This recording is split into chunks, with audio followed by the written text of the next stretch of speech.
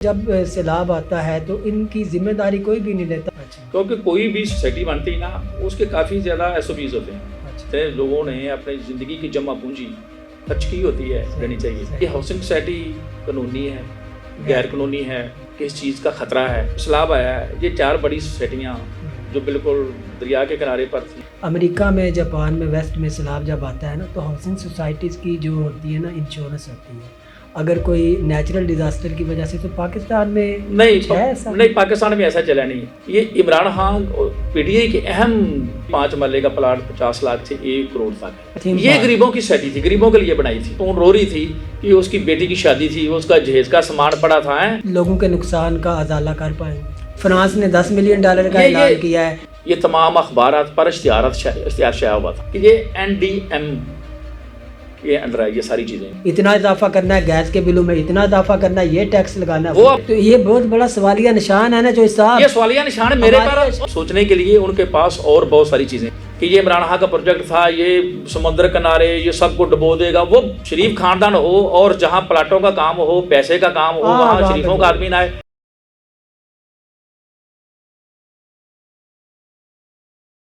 السلام علیکم ناظرین، آپ دیکھ رہے ہیں کہ اسی ٹی وی میں ہوں کاشف جوید. پاکستان میں ہر سال سیلاب آتا ہے.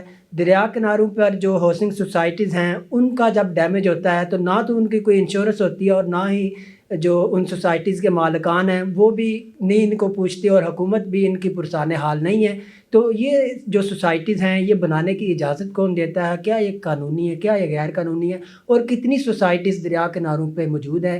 ہمارے ساتھ موجود ہے سینئر صحافی اور مصنف طاہر چودھری صاحب. ان سے یہ پوچھتے ہیں کہ ایسی کون کون سی سوسائٹیز ہیں جو دریا کناروں پر بنائی گئی ہیں اور ان کا مستقبل کیا ہوگا. السلام علیکم صاحب. وعلیکم السلام.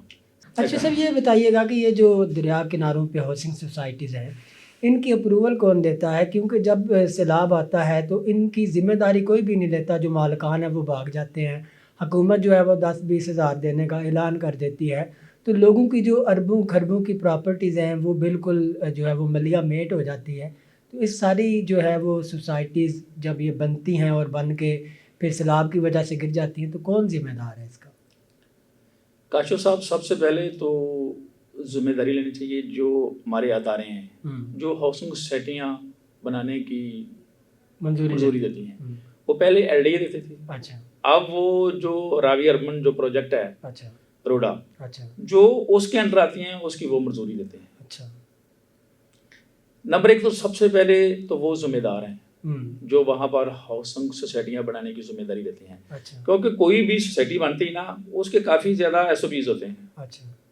جو سوسائٹی اس پر پوری اتر رہی ہو تب اس کی اجازت ملتی ہے. صحیح.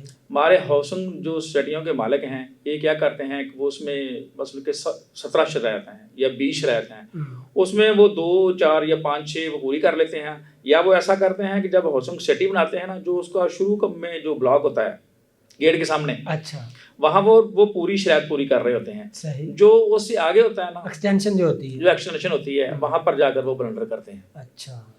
اور دوسری ذمہ داری جو مالکان ہے وہ ذمہ دار ہونے چاہیے کیونکہ اتنے لوگوں نے اپنی زندگی کی جمع پونجی خرچ کی ہوتی ہے رہنی چاہیے. یہ دوسرا ہو گیا گا. تیسرا میں یہ ضرور کہوں گا کہ جو لوگ وہاں پر پلاٹ خریدتے ہیں یا گھر خریدتے ہیں ان لوگوں کو بھی خیال کرنا چاہیے کہ یہ ہاؤسنگ سوسائٹی قانونی ہے غیر قانونی ہے یہاں آنے والے دنوں میں کس چیز کا خطرہ ہے. یہ لوگوں کو بھی دیکھنا چاہیے کہ لوگ پیسے خرچ کر رہے ہوتے ہیں. یہ لوگوں کی بھی ذمہ داری بنتی ہے کہ جو لوگ خریدتے ہیں. دیکھیں اب یہ سیلاب آیا ہے یہ 4 بڑی سوسائٹیاں جو بالکل دریا کے کنارے پر تھیں لاہور میں تھیں وہ تمام کی تمام ڈوب گئی ہیں. اچھا صاحب یہاں پہ ایک جو مین سوال ہے امریکہ میں جاپان میں ویسٹ میں سیلاب جب آتا ہے نا تو ہاؤسنگ سوسائٹیز کی جو ہوتی ہے نا انشورنس ہوتی ہے. اگر کوئی نیچرل ڈیزاسٹر کی وجہ سے تو پاکستان میں نہیں پاکستان میں ایسا چلا نہیں. ادروائز جن ممالک کی آپ بات کر رہے ہیں وہاں تو فصلوں کی بھی انشورنس ہوتی ہے. جی بالکل بالکل. جانوروں کی بھی انشورنس ہوتی ہے. وہاں تو ہر چیز کی انشورنس ہوتی ہے. پاکستان میں ایسا نہیں ہے. اچھا. پاکستان میں ایسا کام نہیں چل سکا گا. اور دیکھیں یہ ہم ہاؤسنگ سوسائٹیوں کی بات کر رہے تھے یہ پارک ویو سوسائٹی ہے. اچھا. اور علیم خان صاحب کی جو وفاقی وزیر ہیں قابل احترام ہیں.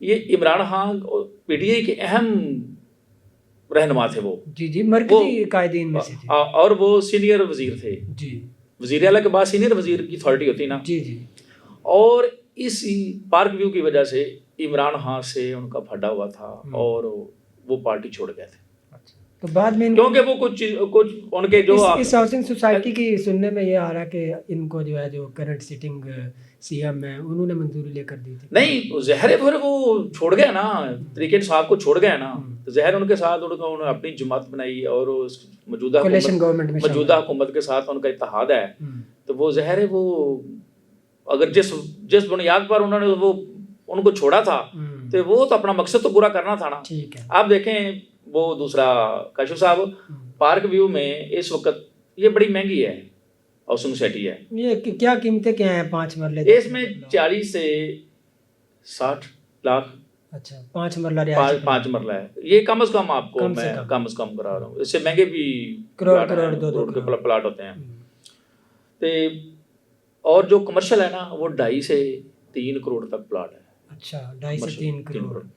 ये सोसाइटी, इसमें ज़्यादातर मुलाजमीन लोग रह रहे हैं, ये ओवरसीज़ के लोग रह रहे हैं। उन्होंने ना क्योंकि उनका एक ब्लॉक का नाम ही ओवरसीज़ है। अच्छा, ब्लॉक का नाम ही ओवरसीज़ है। हाँ, यहाँ पर बहुत सारे मुलाजमी रह रहे हैं। देखें आप एक 5 मरले का घर है, तमीर करते हैं तो उस पर कम से कम आपका 1 करोड़ रुपया खर्च आता है। अच्छा, 5 मरले पे, ज़ाहिर 10 मरले पे 2 करोड़। जैसे आदमी ने 5 मरले का घर खरीदा है, 60 लाख में उसका प्लाट आया, 1 करोड़ वो, यानी कि उसको 2.5-3 करोड़ में वो घर पड़ता है। अब वो सारे डूब गए, पानी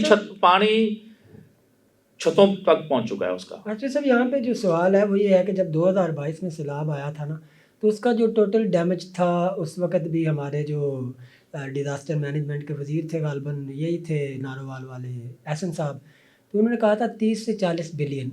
अब आपके इल्म में ये बात, पाकिस्तान का जो वफाकी बजट है ना वो 50 बिलियन है, तो 50 बिलियन के में से जो ऑलरेडी कर्जे में चला जाता है, आप लोगों की कितनी इमदाद करवा लेंगे? नहीं वो कितनी करवा लेंगे? नहीं, हम इमदाद पर आते हैं। अगर आप इजाज़त दें तो मैं ये हाउसिंग सोसाइटियाँ की तफसील बता दूँ आपको। हाँ, इनकी तफसील बताएं ना, जो दरिया के नाम। अच्छा, ये एक पार्क व्यू, इसकी तो मैं आपको बता दी, इसका ये सूरत हाल है। और एक वहाँ पर सोसाइटी है ईडन्स होम। अच्छा, ईडन होम्स के नाम। ये भी बहुत महंगी है, वहाँ भी 5 मरले का प्लाट 50 लाख से 1 करोड़ तक है। अच्छा, ये सारी सोसाइटीज अभी सैलाब की ज़द में आई? हाँ, ये सारी डूब चुकी हैं। अच्छा, डूब चुकी हैं, ये डूब चुकी हैं। और तीसरी सोसाइटी थी वहाँ थीम पार्क। अच्छा, थीम ये गरीबों की सोसाइटी थी, गरीबों के लिए बनाई थी आदमी ने, यानी कि मजदूरों के लिए। यहाँ पर बहुत सस्ते प्लाट मिलते थे, यानी कि 5 मरले का प्लाट आपको ना 4 से 20 लाख तक मिल जाता था। अच्छा, ये सस्ता है 4 से 20 लाख? नहीं, दूसरा, अच्छा, कंपैरेटिवली आप उनके वो दूसरी सोसाइटी के उनका मुकाबला करें ना, मुवाजना करें, तो ये सस्ती स्कीम थी, उसने मजदूरों के लिए बनाई थी। और यहाँ पर ज्यादातर जो प्लाट थे ना वो थे किस्तों पर। अभी तक लोग किस्तें दे रहे हैं, वहाँ पर लोगों ने घर बनाया है, वो सारे डूब गए। ये सोसाइटी सारी डूब गई है यार। और एक सोसाइटी है मेट्रो सिटी। अच्छा, मेट्रो सिटी, ये भी महंगी सोसाइटी है।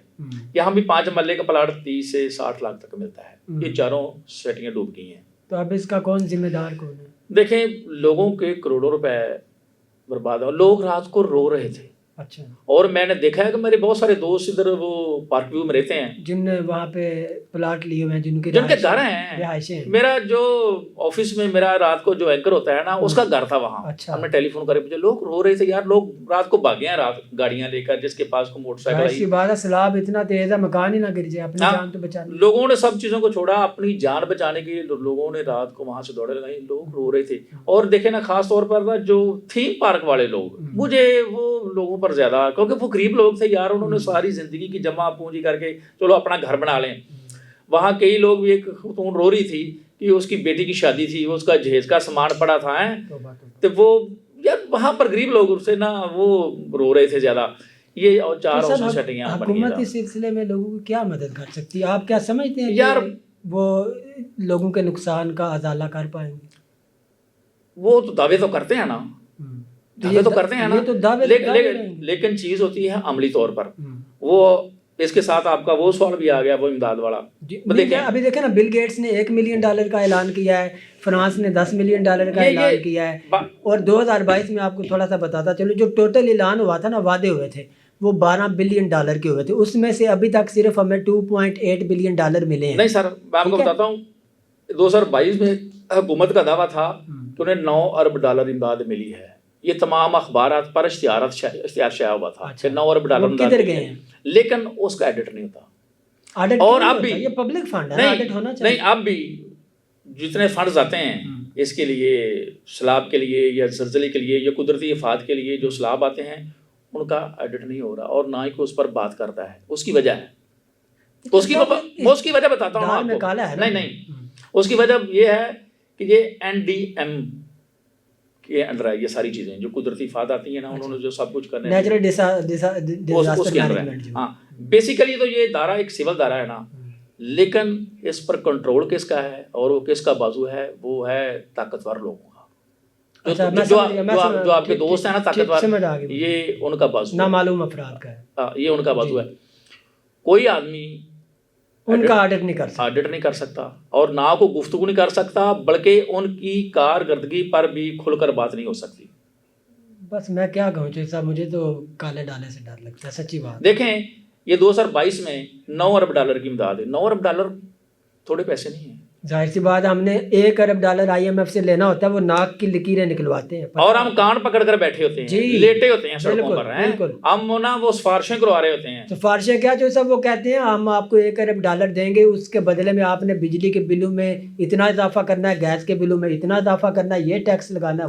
وہ اپنے سینکڑوں مطالبات ہم نے رکھ اس کے بعد ہمیں وہ دیتے ہیں یہ پورے کریں 1 ارب ڈالر کے لیے. بالکل. یہ 9 ارب ڈالر امداد ملی تھی 2022 میں. وہ کدھر گئے ہیں؟ پیسے کدھر گئے ہیں؟ میں آپ سے پوچھ رہا ہوں. نہیں، اس کا کوئی ایڈٹ نہیں. میں وجہ بتا دی نا آپ کو. تو اس سے تو انٹرنیشنل کمیونٹی بھی بدظن ہوگی. آئندہ جب وہ پیسے دیں گے تو وہ تو انہوں نے کہا ہے کہ بل گیٹس کی جو فاؤنڈیشن ہے کہ ہم خود اس کا جو ہے نا چیک اینڈ بیلنس کریں گے، ہم کسی کو ڈائریکٹ نہیں دیں گے. سر وہ اقوام متحدہ بھی یہی کہہ رہا ہے اور چین بھی یہ کہہ رہا ہے. ہمارے جتنے دوست ممالک ہیں نا، وہ ہمیں ڈائریکٹ امداد دینے کے لیے تیار نہیں ہوتے. تو یہ بہت بڑا سوالیہ نشان ہے نا جو صاحب. یہ سوالیہ نشان میرے پر اور میری جان، یہ سوالیہ نشان میرے پر، عراب پر نہیں ہے، یہ حکمرانوں پر ہے. تو ان کو سوچنا چاہیے نا. نہیں، انہیں سوچنے کی ضرورت نہیں. ان کے سوچنے کے لیے ان کے پاس اور بہت ساری چیزیں ہیں. ان کی یہ ترجیحات میں شامل نہیں ہے. وہ تو چاہتے ہیں کہ ہر سال کوئی نہ کوئی آفت آتی رہے، پیسے آتے رہیں، اس میں سے ہماری کمیشن بنتی رہے، مال کھاتے رہیں. غریب نہیں مرنا ہے نا. مرے غریب، ان کو کیا ہے؟ ان کی صحت پہ کیا اثر ہے؟ ان کو کیا ہے؟ کچھ نہیں. ان کی صحت پر تو کوئی اثر نہیں نہ پڑتا. یہ چیزیں ہیں. اب دیکھیں، پچھلے سال محکمہ موسمیات نے اور دیگر اداروں نے حکومت کو بتایا تھا کہ اس سال 2025 میں سیلاب آئے گا اور بارشوں کی بھی شدت زیادہ ہوگی. حکومت نے 1 سال میں کوئی کام کیا؟ انہوں نے کوئی اس کی پریکاشنز لیے؟ کچھ نہیں کیا. زیرو. مطلب کشتیوں پہ بیٹھ کے زیرو ہم یہ کر دیں گے، وہ کر دیں گے. یہ سر زیرو اور زیرو. اور میری آج بات یہ ریکارڈ پر ہے نا، نیکسٹ ایئر 2026 میں جو آج جتنی بارشیں ہوئی ہیں، جتنا سیلاب ہے، اس سے 22% زیادہ آئے گا بارشیں ہوں گی. اور دیکھنا حکومت اس کے لیے بھی کچھ نہیں کرے گی. نہیں بچے صاحب، مجھے تو حل بتائیں نا. حل کیا ہے؟ مجھے حل چاہیے. مجھے وعدے فوٹویں اور فیس بک پہ ٹکر، ہم یہ کر دیں گے، وہ کر دیں گے. ہیلی کاپٹر میں آپ بیٹھ کے نامعلوم افراد کے ساتھ اوپر سے جائزہ لیتے ہیں. سر صبر سارا ڈرامہ ہے. سر میں بتاتا ہوں. آج سے نہیں، صدیوں سے ہے کہ جو شہر آباد ہوتے تھے نا، وہ دریاؤں کے کنارے پر آباد ہوتے تھے. ظاہر سی بات ہے اس وقت اتنی زراعت نہیں تھی، لوگوں کا جو ہے نا فشریز اور باقی. یہ صدیوں سے چلا رہا ہے کہ ہمیشہ شہر دریا کے کناروں پر آباد ہوتے تھے. یہ دیکھیں ہمارا سکھر اور روڑی ہے. گئے کبھی آپ؟ دریا گزر رہا ہے نا، اس طرف سکھر ہے اور اس طرف روڑی ہے. لیکن اس کا مطلب یہ نہیں آپ دریا کے کنارے بالکل وہاں پہ نہیں بنا دیں. میری بات سنیں نا. پوری دنیا میں بہت سارے شہر ایسے ہیں جہاں سے دریا گزرتے ہیں، لیکن وہاں سیلاب نہیں آتے. اس کی وجہ وہ مینجمنٹ کرتے ہیں. مینجمنٹ ہوتا ہے. دیکھیں، یہ لسبن ہے، یہ پرتگال کا شہر ہے. اچھا، لسبن دریائے تاکس کے کنارے پر آباد ہے. ٹھیک ہے. وہاں پر کبھی سیلاب نہیں آیا. ظاہر سی بات ہے، انہوں نے اسٹڈی کی ہے. میری بات سنیں. وینا ہے، وینا وہ بھی دریا کے کنارے پر ہے. آسٹریا میں. بغداد ہے، دریائے دجلہ کے کنارے پر ہے. لندن ہے، دریائے ڈیمز کے کنارے پر ہے. میڈرڈ ہے، یہ بھی دریا کے کنارے پر. یہ دنیا کے اتنے بڑے بڑے شہر دریا کے کنارے پر آباد ہیں، لیکن وہاں پر کبھی سیلاب نہیں آیا. اس کی وجہ ایون کہ آپ ویلنسیا کی مثال لے لیں. جو اپنا سمندر کنارے پہ ہے اسپین کا جو سٹی ہے. اور اس کی وجہ کیا ہے؟ اس کی وجہ کیا ہے؟ وہاں پر انہوں نے ڈیمس بنائے ہیں. پانی ذخیرہ ہوتا ہے نا وہاں پر، پانی ذخیرہ ہو جاتا ہے. انہوں نے واٹر فلو مینجمنٹ سسٹم ان کے وہاں پر انہوں نے لیکن ہم تو سارا الزام انڈیا پہ تھوپ دیتے ہیں کہ جناب انہوں نے جان بوجھ کے چھوڑا ہے پانی. وہاں انہوں نے بیریئرز لگائے ہوئے ہیں، ڈرین سسٹم لگائے ہوئے ہیں، جدید ٹیکنالوجی استعمال کر. یہ 4-5 پروجیکٹ ان کے ہیں. وہاں پر کبھی بھی سیلاب نہیں آتا کہیں بھی. یہ 4 ہیں. اور ہم کیا ڈال دیتے ہیں؟ ہم دوسروں پہ ڈال دیتے ہیں، انڈیا پہ ڈال دیتے ہیں. ہمارے پاس بہانہ ہے. ہمارے پاس نہ ڈیم ہے، نہ واٹر فلو کو سسٹم ہے، نہ ہمارے پاس کوئی بیریئر ہے، نہ کوئی ڈرین سسٹم ہے. اور جو ماحولیاتی لودگی ہے اس کے لیے ہم نے کوئی ہم خود نالائق ہوتے ہیں. ہم اپنا ملبہ کسی پر ڈال دیتے ہیں. ہمارے پاس ول پاور ہے. ہم جیسے ایسے مائک کو پکڑ کے نا، خدا کی قسم میں اگر اگلے 5 سالوں میں سیلاب کو ختم نہ کر دوں تو میرا نام فلاں نہیں ہے فلاں نہیں ہے. یہ ہے نا ہمارے پاس. اور کیا چاہیے آپ؟ نہیں ہمیں بس ایسا چاہیے. آج دیکھیں نا، وہ کیا اعظم رضیف تارڑ، وہ وزیر قانون ہے، آج وہ کہیں متاثرہ علاقے میں گئے ہیں. وہاں پر وہ حالات دیکھنے کے لیے ان کو کٹ نہیں پڑی عوام سے. نہیں سرکار اس کے آگے وہاں پر جو انتظامیہ تھی، انتظامیہ ظاہر ہے وہ کمشنر صاحب ہی ہو گئے نا، اس کے لیے کارپیٹ بچھایا گیا ہے. آؤ بھگت ہے سرکار کارپیٹ بچھایا گیا اس کے لیے. یہ کیا کوئی انٹرنیشنل سفیر ہے ان کے لیے ریڈ کارپیٹ؟ سرکار وہ گاڑی سے نکلے ہیں، وہاں کارپیٹ پہ چل کر آئے ہیں، آگے وہ اس کو بریفنگ دے رہے ہیں. اچھا، اس کے لیے کارپیٹ بچھایا گیا ہے. آج سیلاب زندگان کے لیے گئے ہیں، وہاں پر دیکھنے کے لیے گئے ہیں. یہ دیکھیں، یہ اتنے سسٹم ہے. آپ دیکھیں وہ رابعہ اربن پہ رات کو انہوں نے مہم شروع کر دی ہے نون لیگ نے، کہ یہ عمران خان کا پروجیکٹ تھا، یہ سمندر کنارے یہ سب کو ڈبو دے گا. وہ آپ سن رہے ہیں نا، دریا کنارے سمندر تو یہاں پہ ہے نہیں. او یار آپ دیکھیں، چلو اس نے غلط کیا، چلو مانتے ہیں کہ آپ اس کو روک لینا، آپ بند کر دینا. ابھی چند دن پہلے نواز شریف نے رابعہ اربن روڈا کے اوپر چیئرمین اپنا ذاتی آدمی لگا دیا ہے، حالانکہ اس کی کوئی ضرورت نہیں تھی. سی او بہت زبردست آدمی ہے، روڈا کا کمال کا آدمی ہے، لیکن آپ نے وہ کام کرنا تو کہیں نہ کہیں اکاموڈیٹ کرنا ہے. لیکن اتنے پروجیکٹ پہ شریف خاندان ہو، اور جہاں پلاٹوں کا کام ہو، پیسے کا کام ہو، وہاں شریفوں کا آدمی نہ آئے. اور اس کا نام کیا ہے؟ شہد اشرف تارڑ. وہ ماموں ہے جو ہے نا تارڑ صاحب کے ہیں، وہ وہاں پر آ گئے ہیں. اور یہ میں نے آپ کو مثال دے دی کہ اتنے بڑے شہر ہیں دنیا کے جو دریا کے کناروں پر آباد ہیں، لیکن سیلاب نہیں آتا. فیزیبلٹی رپورٹ بناتے ہیں، پراپر مینجمنٹ کرتے ہیں. ابھی تو ناظرین یہ صرف سیلاب آیا ہے، اس کی وجہ سے گھر گرے ہیں، لوگ جو ہے نا وہ بے گھر ہو گئے ہیں. لیکن اس کے بعد مزید جو ہے وہ اس سیلاب کی تباہی یہ ہوگی، اس سے مزید بیماریاں بھی پھوٹیں گی، جیسے کہ ڈینگی وائرس اور ہیضہ، اور اس کے علاوہ اور مزید بیماریاں آئیں گی. اب دیکھنا یہ ہے کہ حکومت اس سارے معاملے کو سیریس طور پہ کب لیتی ہے، یا پھر صرف ہمیشہ کی طرح فوٹو سیشن کے ساتھ ہی کام چلایا جاتا ہے. اپنی رائے اور تبصرے سے ہمیں ضرور آگاہ کیجیے گا. اب تک کے لیے اپنا خیال رکھیے. اللہ حافظ.